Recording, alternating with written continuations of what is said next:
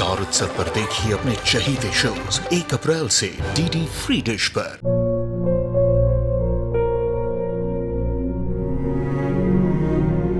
मैं डॉक्टर बनकर अपना और अपने आबा का सपना जरूर पूरा करूंगी। वादा करो मेरी बेटी सही की जिम्मेदारी निभाओगे। मुझे नहीं करनी है शादी। मेरा रिश्ता सिर्फ मेरे सपनों से है। तुम भी मुझसे कोई उम्मीद मत रखना। मेरी जिंदगी में कोई और है, जिंदगी में कोई और है। क्या एक अनचाहे रिश्ते में गुम हो जाएंगे साई के सपने? गुम है किसी के प्यार में 1 अप्रैल से शाम 7 बजे स्टार उत्सव पर।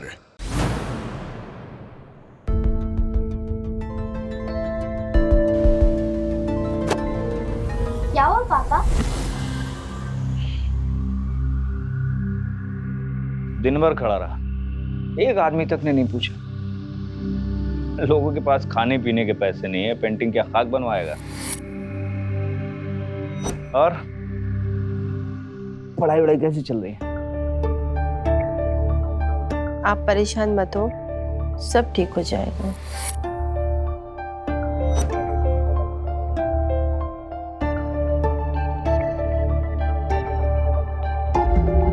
अब तो लगता है इस बच्चे के पैदा होने के बाद ही हमारी तकदीर बदलेगी।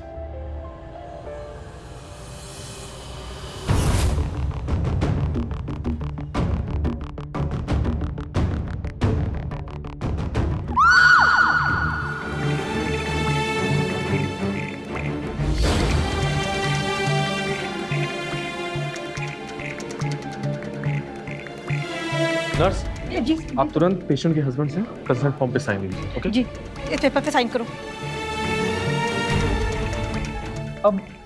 अब ये क्या है मैम? मेरी गायत्री तो ठीक है ना? देखो, बाहर से डॉक्टर बुलवाने पड़ेंगे, कॉम्प्लिकेशंस बढ़ रही हैं।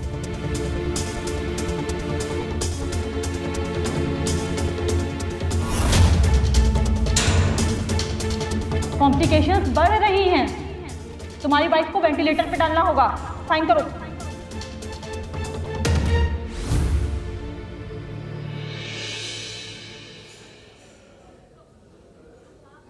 आई एम सॉरी, बच्चा पेट में घुम जाने की वजह से कॉम्प्लिकेशंस बढ़ गई थी। हम ना तो बच्चे को और ना ही उसकी मां को बचा सके। सॉरी।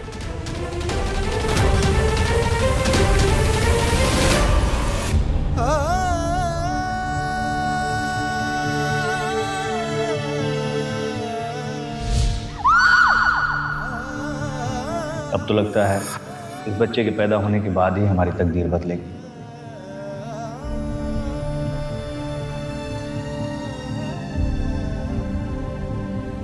माँ,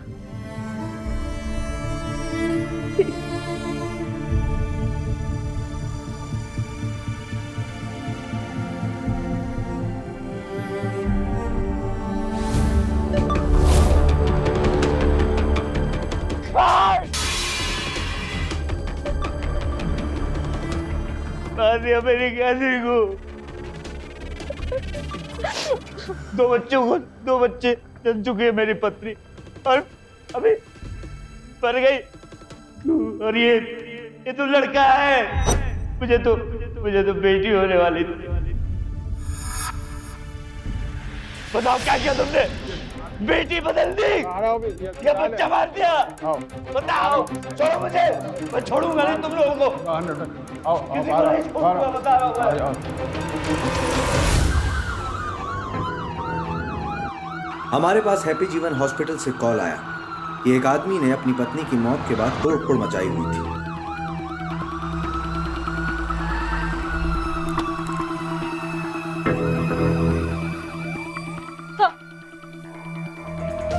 सर, मैंने ही कॉल किया था सर आपको। सर आप आइए हमारे साथ।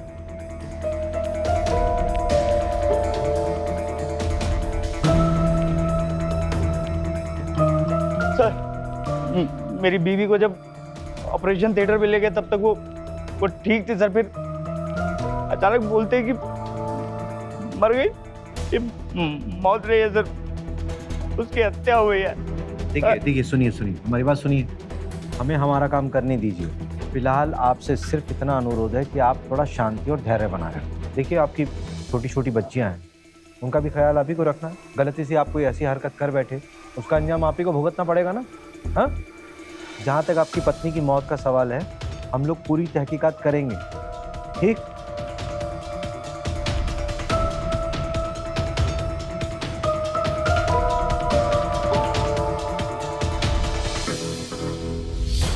ये देखिए सर, ये reports.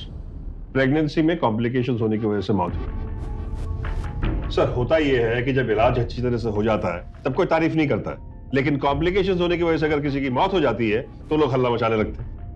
I'll just show you। देखिए, बाकायदा हस्बैंड के कंसेंट से ही पेशेंट को ऑपरेट किया गया। देखिए,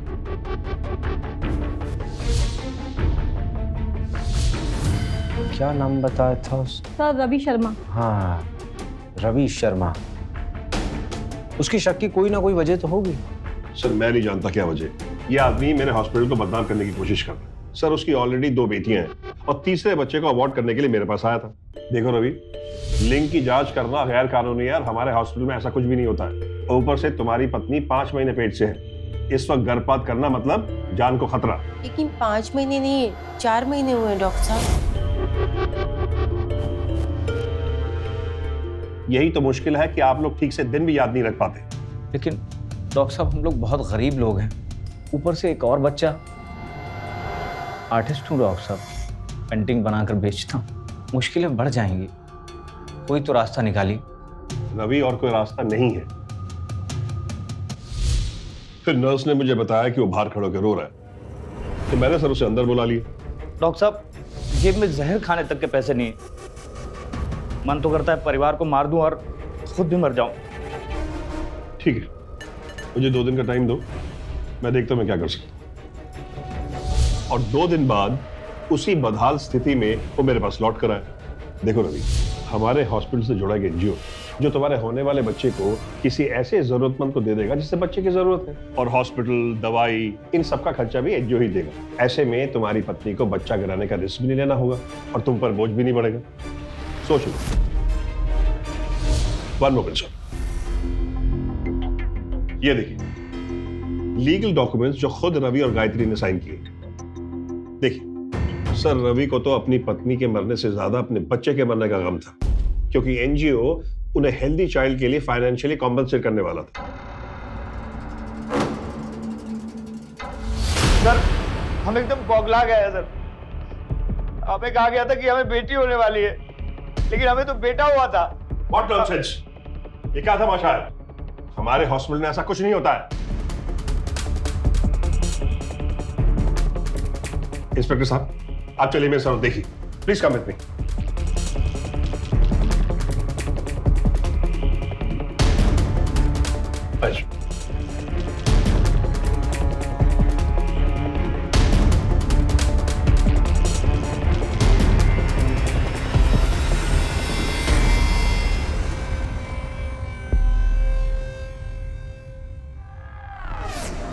सर सारे मेडिकल रिकॉर्ड्स आपके सामने हैं। सर शहर में रोज नए नए हॉस्पिटल्स बन रहे हैं और लोग पुराने हॉस्पिटल्स को बदनाम करने की फिराक में लगे रहते हैं। रवि की क्या मंशा है मैं नहीं जानता सर, लेकिन आप जैसा चाहें, जब चाहें, हम इंट्रोगेशन में आपका साथ देने के लिए तैयार हैं। आप चाहें तो सरकारी हॉस्पिटल से दोबारा से पोस्टमार्टम भी करा सकते हैं, डीएनए टेस्ट भी कंडक्ट करा सकते हैं। रवि के सारे इल्जाम मलिशियस हैं सर।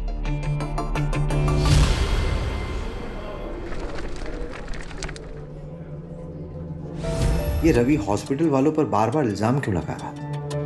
कोई ना कोई वजह तो होगी। लेकिन सर अगर कानूनी तौर से देखा जाए तो डॉक्टर अशोक पे भी शक करने की कोई गुंजाइश तो है नहीं। सर मुझे इस रवि की कोई साजिश नजर आ रही है। और सर फिर डॉक्टर अशोक तो लखनऊ के जाने माने डॉक्टर हैं, हम उन पर ऐसे ही इल्जाम लगाएंगे तो 50 सवाल हम पर भी उठेंगे। इन्वेस्टिगेशन तो अभी चलेगा, हमें इस केस के कोई भी पहलू को छोड़ना नहीं चाहिए। सारी इंफॉर्मेशन जमा करनी होगी। जी सर। अगर रवि किसी और हॉस्पिटल वालों से मिला होगा तो बात सामने आ ही जाएगी। जी।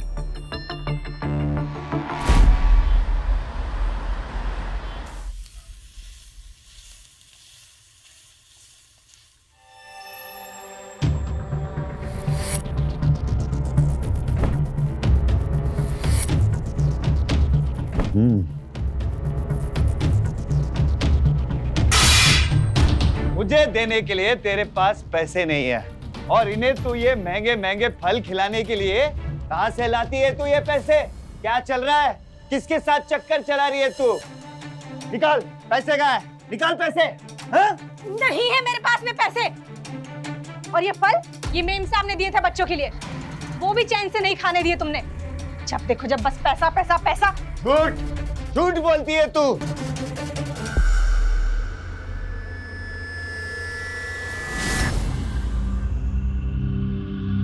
वो मैम कंप्लीट करके मैं आपको बताता हूँ। तुम जाओ। कहो क्या बात है? मैडम मेरा नाम गौरी सुंदर है, मैं गर्भवती हूँ, फिर भी मेरा पति मुझे रोज मारता है। और कौन कौन है घर में? कोई नहीं, सिर्फ मेरे पति और 2 बच्चे हैं। अब दरअसल मैडम हमने एक घर से भाग के शादी की थी। रहती कहाँ हो तुम? गोविंद नगर में। और अभी तुम्हारा पति कहाँ है? अब वो तो मैडम, हम इनके पति मनोहर लाल सुंदर हैं। वो क्या है मैडम, मियां बीवी में ऐसी छोटी मोटी नोकझोंक तो होती रहती है, लेकिन हम आपसे माफी मांगते हैं और वादा करते कि आज के बाद इसके ऊपर हाथ नहीं उठाएंगे। ठीक है, एक मौका देती हूँ, लेकिन याद रहे अगर दोबारा शिकायत आई तो सीधे अंदर जाओगे। समझ में आ गया मैडम, बिल्कुल समझ में आ गया। और तुम मेरा नंबर लो।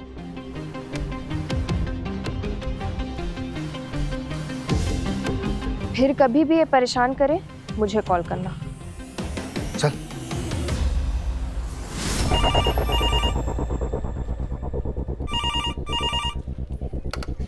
Hello, Govind Nagar police station.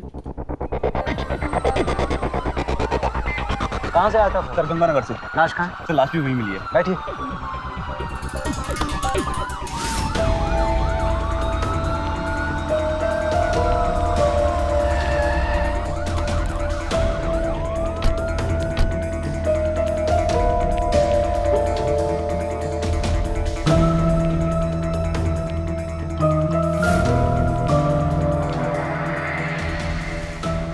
Madam मेरा नाम गौरी सुंदर है। सर ये तो वही औरत है जो उस दिन थाने आई थी अपने पति से मारपीट की शिकायत लेकर। मैं गर्भवती हूँ, फिर भी मेरा पति मुझे रोज मारता है। और फिर पीछे इसका पति भी आया था। सर मुझे लगता है कि थाने से जाने के बाद दोनों के बीच झगड़ा बढ़ गया होगा और पति ने ही पत्नी की जान ले ली। सर किसी हैवी ऑब्जेक्ट से वार किया गया है सर पे? नहीं नकवी साहब, किसी फाइनल कंक्लूजन पे नहीं पहुंचते अभी। अरे भाई सुनो, ये लाश का पंचनामा करके बॉडी ऑटोप्सी के लिए भेजिए। जी साहब। नकवी साहब देखिए, कोई मर्डर वेपन तो नहीं है आसपास या कोई चीज? सर। और कविता जी? जी सर। आप इसके पति को उठा के लाइए जरा। Okay sir.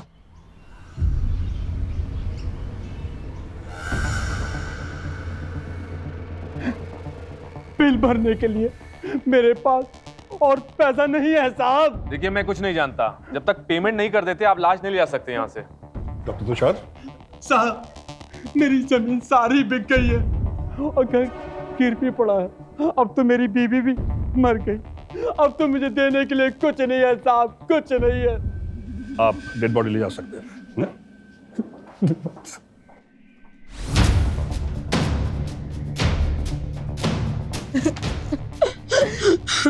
तुम्हारे बाबा कहाँ है बेटा? नहीं पता, माँ बाबा दोनों घर पर नहीं है। कविता जी अभी तक गौरी के पति को नहीं ढूंढ पा रहे हैं आप लोग? अरे ढूंढिए उसको जल्दी। सबसे पहले उन दोनों बच्चों को अपनी देखरेख में शिफ्ट कराइए एनजीओ में। सर पोस्टमार्टम रिपोर्ट से साबित होता है कि गौरी 3 महीने की प्रेग्नेंट थी और उसकी मौत सर पे किसी डंडे की चोट की वजह से हुई। नकवी साहब, किसी भी डोमेस्टिक वायलेंस की कंप्लेंट को हमें लाइटली नहीं लेना चाहिए। विक्टिम अपने पति की कंप्लेंट लेकर आई थी हमारे पास, फिर अचानक उसका मर्डर हो जाता है। सर मैंने पता किया है कि ये मनोहर अल्कोहलिक है। सर मुझे लगता है कि दोनों के बीच झगड़ा हो गया होगा और इस मनोहर ने शराब के नशे में ही अपनी पत्नी की जान ली। सबके दिमाग में सबसे पहले यही थॉट आता है नकवी साहब, लेकिन अगर ऐसा होता तो झगड़ा तो घर पे भी हो सकता था। गोविंद नगर और गंगानगर के बीच में करीबन 3 किलोमीटर का फासला है, तो इतनी दूर जाकर किसी सुनसान इलाके में एक पति अपनी पत्नी की हत्या करता है, ये रोज के झगड़े की वजह तो नहीं हो सकती। सर मैंने एक बात और नोटिस की है, मनोहर और गौरी के बच्चे 10 और 12 साल के, फिर इतने सालों के बाद गौरी फिर से प्रेग्नेंट थी। सर कहीं इसकी हत्या की वजह कोई अनैतिक संबंध तो नहीं? ये बात तो मनोहर के पकड़े जाने के बाद ही साफ हो। तब तक आप उसकी फोटो सर्कुलेट करवाइए थानों में, और ये खबरियों का नेटवर्क एक्टिव करवाइए। शहर से बाहर जाने वाले सभी रास्ते और मोड ऑफ ट्रांसपोर्ट इस पर नजर रखिए। जी जनाब। कविता जी। जी सर। आप पड़ोसियों और बच्चों से बात करिए। Okay sir. झगड़े के अलावा और कोई एंगल सामने आता है तो बताइए हमें। सर।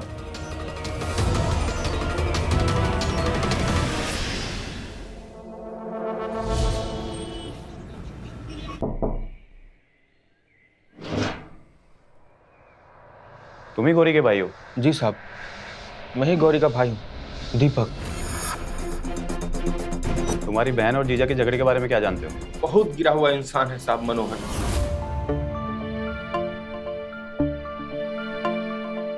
कहाँ थे रात भर? उड़ा दिए ना तुमने सारे पैसे। तुम्हें कुछ ध्यान नहीं रहता ना घर का? कितने बचे हैं पैसे? दिखाओ मुझे तुम। अरे दिखाओ मुझे कितने बचे। मेरे जेब में हाथ डालती है। अब मैं दिखाता हूँ कि मैं क्या कर सकता हूँ। याद रख, 2 दिन बाद फिर हॉस्पिटल जाना है। डॉक्टर साहब से बात करके आए हो। अब ना मुझे पैसे चाहिए, पैसे। और इस बार कोई नाटक किया ना तो समझ में दूंगा। एक हमेशा गलत तरीके से पैसे कमाने की कोशिश में लगा रहता है। हमारी बहन को भी इसमें जबरदस्ती फंसा के रखा हुआ था। कैसा गलत तरीका? तो तुम्हारी बहन को किस गलत काम में उलझा के रखता था? हमारी बहन से अंडे दान करवाता था साहब। Egg donation? अब ये कौन सा नया एंगल है? हाँ, ये बात तो सच है। मुझसे भी गौरी ने ये बात कही थी। अंडे दान करने के अच्छे खासे पैसे मिले थे मेम साहब, लेकिन इन्होंने सब जुए और शराब में उड़ा दिए। बच्चों की भलाई के लिए मैं क्या क्या करती हूँ, लेकिन ये आदमी, इसके आगे मैं हार गई। मेरी किस्मत ही खराब है। सॉरी, मत परेशान हो, सब ठीक हो जाएगा। जब इतने पैसे आते थे तो फिर दोनों में झगड़ा किस बात पे होता था? क्या बताऊं साहब, वो कहते हैं ना, लालच बुरी बला है। अंडे बेचने के तो कुछ 1000 रुपए मिलते हैं, लेकिन बच्चा पैदा करके दो लाखों मिलेंगे, लाखों। अब मैं गौरी से यही करवाऊंगा। अपनी गरीबी मिटा दूंगा, उधारी चुका दूंगा, और फिर तुम लोगों को रोज शराब मेरी तरफ से। और तुम्हारी बहन गौरी, वो ये सब काम अपनी मर्जी से कर रही थी? लगता तो यही था, और कर भी क्या सकती थी। अच्छा ये बताओ, तुम्हें पता है कि वो ये सब काम कहाँ करता था? ये पता नहीं। कविता अंदर चेक कीजिए। ओके। अनिल तुम ऊपर जाओ।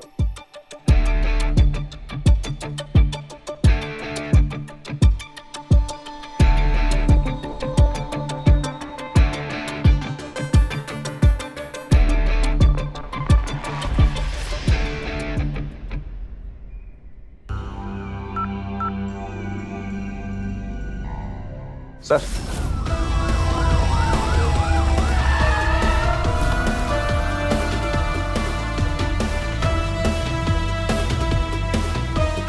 सर एक सेकेंड।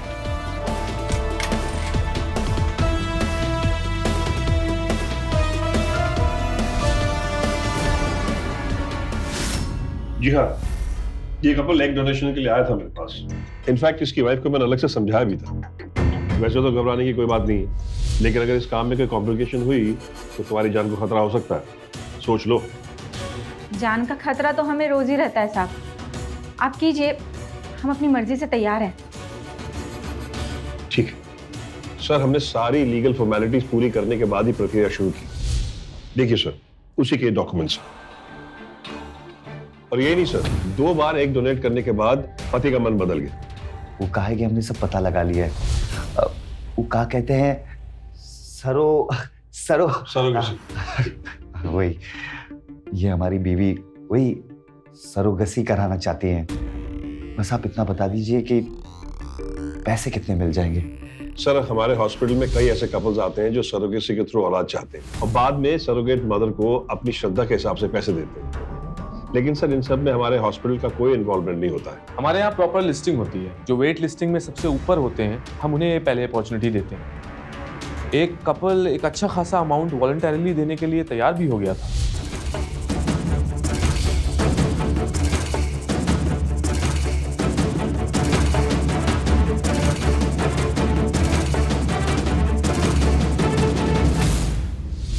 सर पैसों का पेमेंट इंस्टॉलमेंट में तय हुआ था जैसे कि एग्रीमेंट में लिखा है, लेकिन सर मनोहर पैसों को लेकर बहुत परेशान करता था।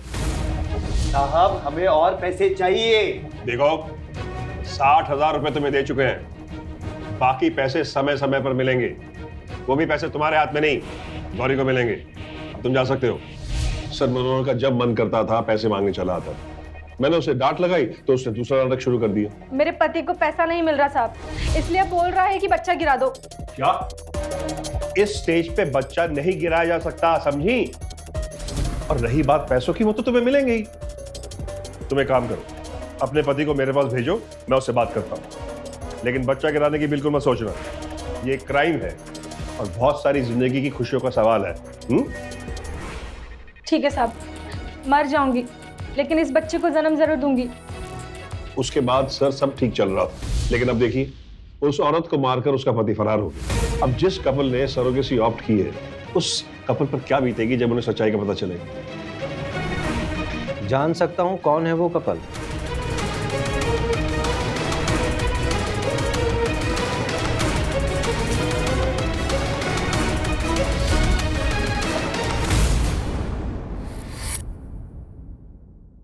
माँ बनना मेरे नसीब में है ही नहीं। कितना समय, कितना पैसा बर्बाद हुआ।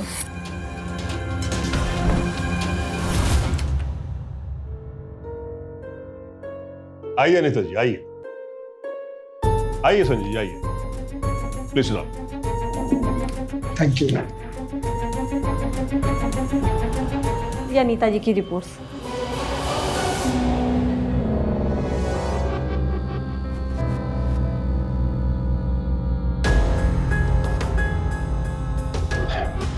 अनीता जी, संजय जी, मुझे बहुत उम्मीद थी कि इस बार आपके रिपोर्ट्स बेहतर आएंगे, लेकिन आई एम सॉरी टू से कि आप कभी मां नहीं बन सकते। और इतना ही नहीं, आपके मां बनने की उम्मीद भी बची नहीं है, क्योंकि आपके यूट्रस में इन्फेक्शन बहुत बढ़ गया है। हमें इमीडिएटली सर्जरी करके उस यूट्रस को बाहर निकालना होगा। हम परसों के लिए सर्जरी स्केड्यूल कर लेते हैं, तो सूनर द बेटर। आप लोग क्या कहते हैं?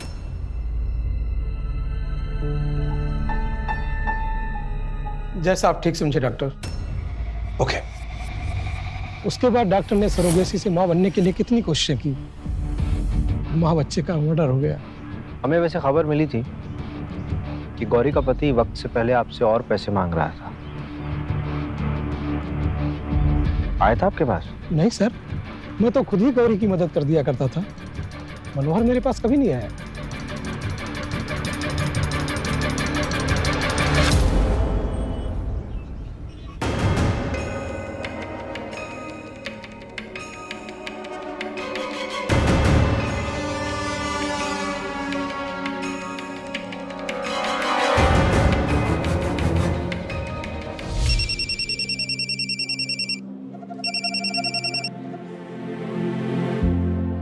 बोलिए होम मिनिस्टर साहिबा। कहाँ हो आप? हॉस्पिटल में। तो खाना आप बनाओगे या बाहर से ऑर्डर कर दें? हाँ तो आप ऑर्डर कर लीजिए ऑनलाइन फूड, हम ट्रांसफर कर देंगे आपके अकाउंट में। ठीक है, ध्यान रखिए, बाय। हाँ तो हम कहाँ थे नकवी साहब? सर वो गौरी के पति हाँ मनोहर। कि मनोहर को पैसों की बहुत तंगी थी और संजय ने हमसे कहा कि वो गौरी की मदद करता था। तो दोनों मियाँ बीवी में आखिर झगड़ा किस बात का? कविता जी एक काम करिए। जी सर। ये गौरी की बैंक डिटेल्स निकलवाइए। उसके अकाउंट में कितना पैसा है हम जानना चाहते हैं। उसके पति का क्या हुआ? सर अभी तक नहीं, लेकिन हम लोग कोशिश कर रहे हैं। से एक बात समझ नहीं आ रही है नकवी साहब, ये हर बार हैप्पी जीवन हॉस्पिटल का नाम ही क्यों आ रहा है? रवि ने भी हमें बताया कि ये डॉक्टर अशोक की वजह से उसकी पत्नी और बच्चे की जान गई। मेरी बीवी को जब ऑपरेशन थिएटर में ले गए तब तक वो ठीक थी सर, फिर अचानक बोलते हैं कि मर गई। मौत रही है सर, उसकी हत्या हुई है। सर लेकिन ये तो बहुत बड़ा और पॉपुलर हॉस्पिटल है। नहीं नकवी साहब, सारी दुनिया के कंक्लूजन के हिसाब से वर्दी नहीं चलती। पता करिए ये डॉक्टर अशोक के कितने नज़दीकी लोग हैं इस हॉस्पिटल में। और सुनिए, ज़रा थोड़ा गुप्त तरीके से बात कीजिएगा, किसी को मालूम नहीं चलना चाहिए। ठीक है जनाब। गौरी मर्डर केस तभी आगे बढ़ सकता था जब मनोहर हमारे हाथ लगता, और जल्द ही हमें इसमें कामयाबी मिल गई।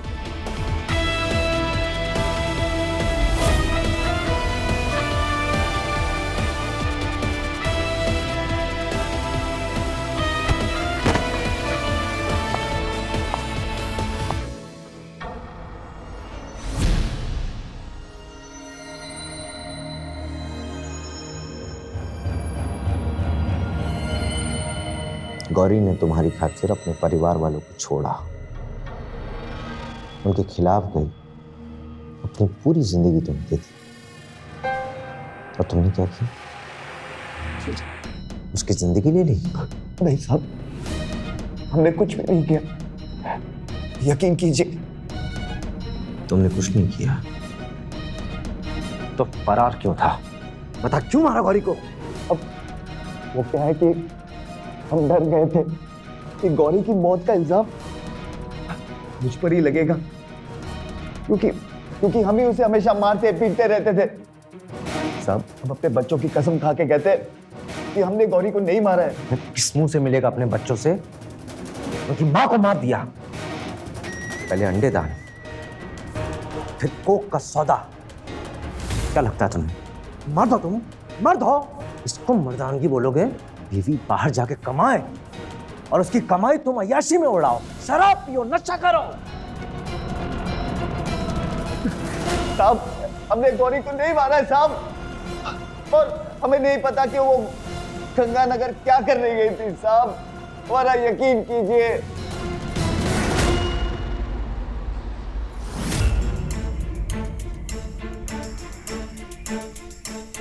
सर ये रहे गौरी के बैंक स्टेटमेंट। क्या है इसमें? सर उसके अकाउंट में टोटल 1 लाख रुपए थे, जिसमें से 50-50 हजार के बॉन्ड उसने अपने दोनों बच्चों के नाम पे 10 साल के लिए इन्वेस्ट किए थे। ये गौरी कोई गलत काम तो नहीं कर रही थी? आई मीन, उसका पति उसको पैसों के लिए मारता पीटता था, शराब पीता था, जो पैसे आते थे उड़ा देता था। तो फिर गौरी के अकाउंट में इतने पैसे आए कहाँ से? कहीं उसने ऐसे ही डील किसी और के साथ तो नहीं कर ली थी? ये डील जो भी होगी हॉस्पिटल में ही हुई होगी।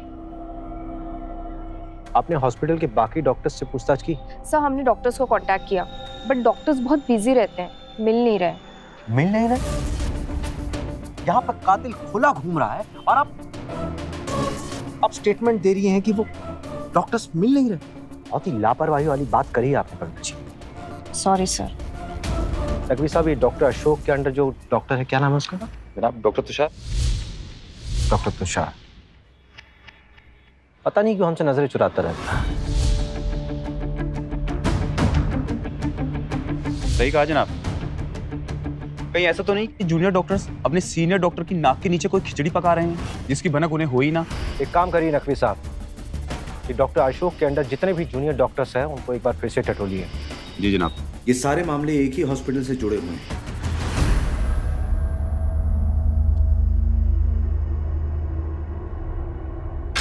डॉक्टर तुषार गायब है, उसके घर पे भी ताला लगा हुआ है। ये तो जरूर कुछ ना कुछ जानता होगा, ढूंढिए उसको, लेकिन इस बात की खबर किसी को नहीं होनी चाहिए कि हम उस पर शक करते हैं। और हाँ, जितने भी रिप्यूटेड हॉस्पिटल के डॉक्टर्स हैं आसपास, उनसे आके पता करिए हैप्पी जीवन हॉस्पिटल के बारे में। जी मैम, हैप्पी जीवन हॉस्पिटल के बारे में आप कुछ बता सकती हैं? रोज यूट्रस रिमूवल की 6 सर्जरीज होती है। एक बार तो उनके यहाँ की नर्स सुजाता हमारे यहाँ बच्चा चुराते पकड़ी गई। Surrogacy with commercial angle is illegal, पर वहाँ सब कैसे हो रहा है पता नहीं। डॉक्टर तुषार बनारस में अपनी काकी का हॉस्पिटल ज्वाइन करने की बात कर रहा था। ये भी सुनने में आया है कि वो हैप्पी जीवन हॉस्पिटल के पेशेंट्स को अपनी तरफ खींच रहा है।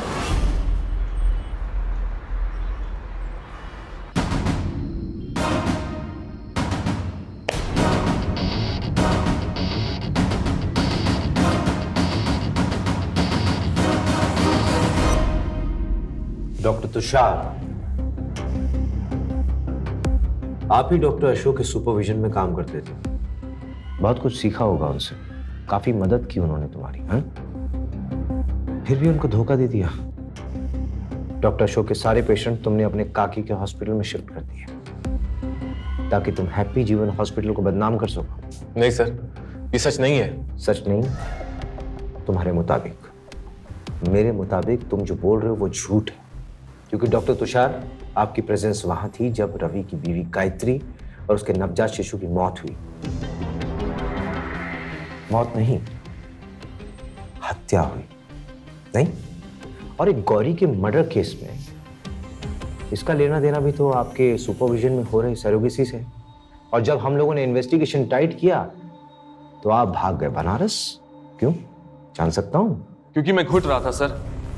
मेरे सीनियर डॉक्टर अशोक के दो चेहरे हैं। वो अपनी इमेज तो साफ रखते हैं, लेकिन पेमेंट्स के लिए हमें सामने ढकेलते हैं। लेकिन सर, मेरा किसी भी जुर्म से कोई लेना देना नहीं है सर। चलिए मान लेते हैं आपका इन सब से कुछ लेना देना नहीं, तो चुपचाप हमारी मदद कीजिए और हमें बताइए रवि की पत्नी गायत्री के साथ क्या हुआ था? मर्डर। उनका मर्डर हुआ था सर।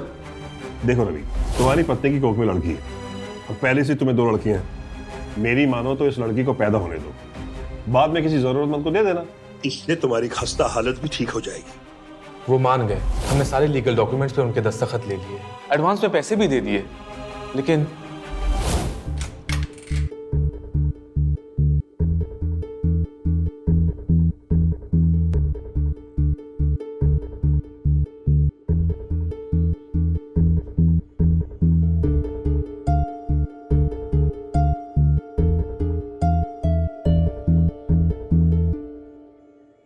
गुड, सब ठीक है। आपको किसी चीज की जरूरत हो तो नर्स से कह देना। डिलीवरी कल शाम तक हो जाएगी। ओके? अगले दिन डॉक्टर अशोक ने माँ और बच्चे दोनों को मार दिया। लेकिन सरकारी हॉस्पिटल की ऑटोप्सी रिपोर्ट के मुताबिक उसमें कुछ भी संदिग्ध नहीं था। मिलेगा भी कैसे सर? पेशेंट को जहर से नहीं, गोली देकर मारा गया था। वो भी ऐसी गोली जो पेशेंट पर उस वक्त पॉजिटिव असर करती है। सर, मुझे बेटा हुआ, जबकि आपने तो कहा था कि मुझे बेटी होगी। सर, मुझे अब किसी को नहीं देना अपने बेटे को, मुझे मेरा बेटा चाहिए। अब ऐसा नहीं हो सकता गायत्री, मैं तुम्हें ज्यादा पैसे दिलवा दूंगा। नहीं, मुझे नहीं चाहिए आपके पैसे, मुझे मेरा बेटा चाहिए। ऐसा नहीं हो सकता। क्यों नहीं हो सकता? मैं दुनिया को बता दूंगी कि आपने मुझसे झूठ बोला था कि मुझे बेटी होगी, जबकि मेरे गर्भ में तो बेटा था।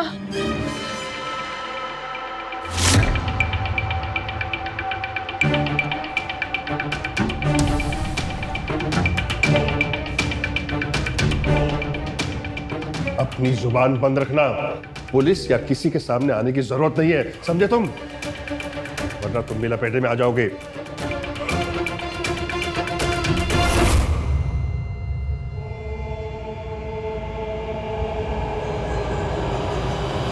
फिर बाद में बच्चे को भी मार डाला। बच्चे को तो सर गला घोट कर मारा गया था। ये तो कुछ भी नहीं है सर। डॉक्टर अशोक मरने वाले पेशेंट्स के ऑर्गन्स भी निकाल कर बेच देते हैं। बताइए, सारे ऑर्गन्स निकाल लिए ना? जी सर। तो फिर ये तमाशा किस बात का हो रहा है? सर, आपका वेट कर रहे थे। सर, हैप्पी जीवन हॉस्पिटल एक बाजार है। मैं वहां कैसे काम कर सकता था सर? मैंने डॉक्टर बनने पर शपथ ली थी कि मैं कोई भी ऐसा काम नहीं करूंगा जो अनएथिकल है। अच्छा, तो ये बताइए कि संजय और अनीता अग्रवाल के बच्चे के लिए जो सरोगेट मदर बन रही थी गौरी, उसके मर्डर का इस हॉस्पिटल से क्या लेना देना? गौरी का तो नहीं जानता सर, लेकिन हाँ, संजय अग्रवाल और अनीता अग्रवाल को डॉक्टर अशोक ने खूब निचोड़ा। लेट हो गए हम। आई होप डॉक्टर साहब निकल ना गए हो। नहीं निकलेंगे, मेरी उनके रिसेप्शन से बात हो गई थी। उन्हें बता दिया था कि हम लोग मंदिर होकर आ रहे हैं।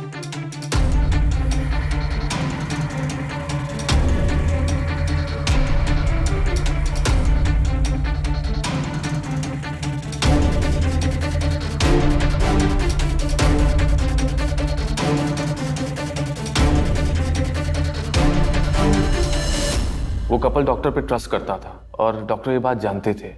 उनको पता था कि ये कपल बच्चे के लिए डेस्परेट है और इनके पास पैसे की कोई कमी नहीं है। सर, पहले बच्चा होने के नाम पर उनका इलाज करके उन्हें लूटा, फिर एग डोनेशन करवाने के नाम पे खूब पैसे बनाए, फिर हेल्दी यूट्रस को इन्फेक्टेड बताकर उसकी सर्जरी की, फिर अब सरोगेसी का लालच दिया। गौरी के साथ क्या हुआ सर, ये तो डॉक्टर अशोक खुद ही बताएंगे। तुम्हें सारे बयान कोर्ट में भी देने होंगे। दूंगा सर।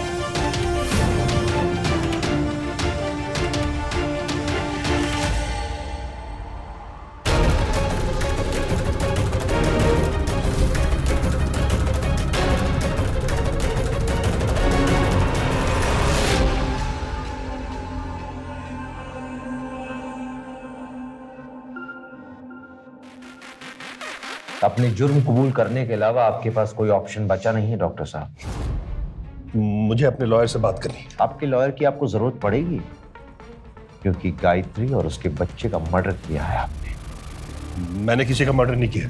कब तक झूठ बोलेंगे डॉक्टर साहब? आपके गुनाह के चश्मदीद गवाह हैं हमारे पास।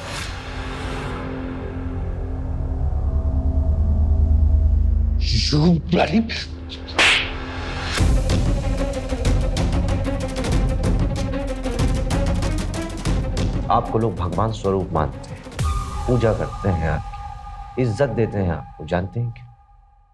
क्योंकि आप पेशे से एक डॉक्टर हैं और एक डॉक्टर लोगों को जीवन देता है, लेकिन आप जैसे लोग चंद पैसों की खातिर लोगों का जीवन ले लेते हैं। सफेद कोट में दरिंदे से कम नहीं है आप।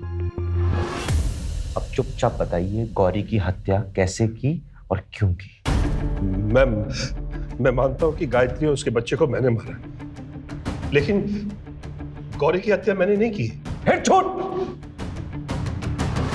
सर,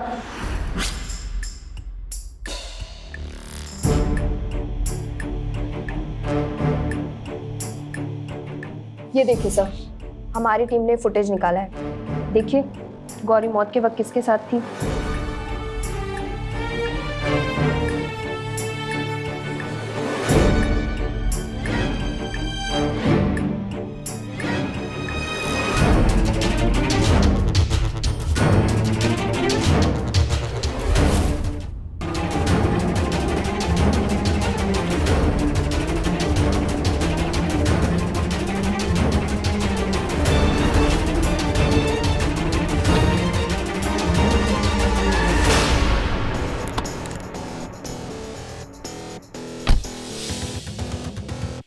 सर आप?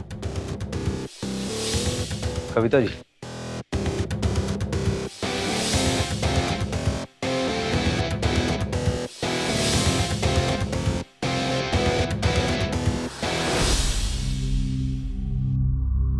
बड़ी हैरत की बात है अनीता जी। एक बच्चे की खुशी पाने के लिए आपने इलाज करवाया, पैसे पानी की तरह बहाए, और जब एक औरत सरोगेसी के लिए तैयार हो गई तो आपने उस औरत और अपने ही होने वाले बच्चे को मार दिया। क्यों? जवाब चाहिए हमें, क्यों? क्योंकि वो मुझसे बहुत बड़ी चीज छीन रहा था, मेरे पति का साथ। संजय उस बच्चे के लिए गौरी के कुछ ज्यादा ही करीब होने लगे थे।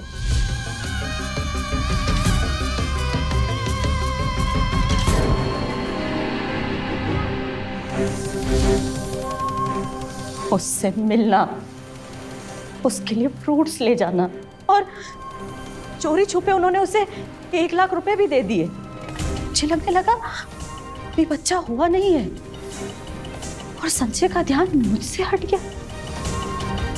तो जब बच्चा होगा तो मैं तो बिल्कुल ही इग्नोर करती जाऊंगी।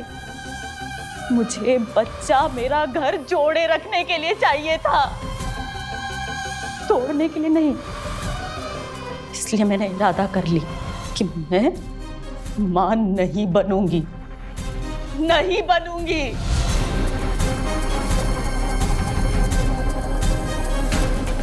गौरी, कहाँ जा रही हो? घर जा रही थी मेम साहब। आओ बैठो, छोड़ देती हूँ तुम्हें। ठीक हो?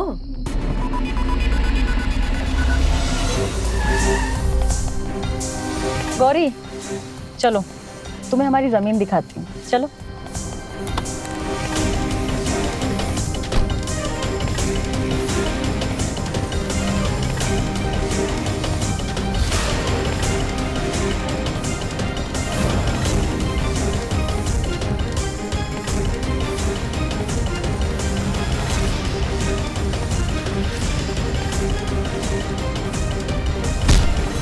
सच में अफसोस, अपने पति के प्यार को पाने के लिए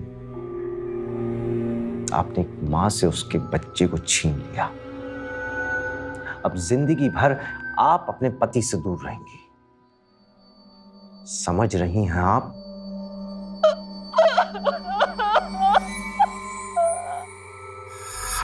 पैसे का लेन देन करके कोक का सौदा करना कानूनन जुर्म है।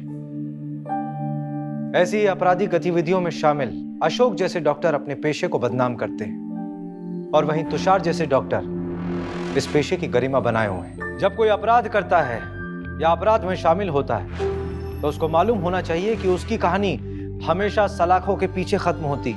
इसीलिए हमारी आप सभी से ये गुजारिश है कि आपको कहीं भी कुछ भी गलत होता हुआ दिखे तो हमें तुरंत खबर दीजिए।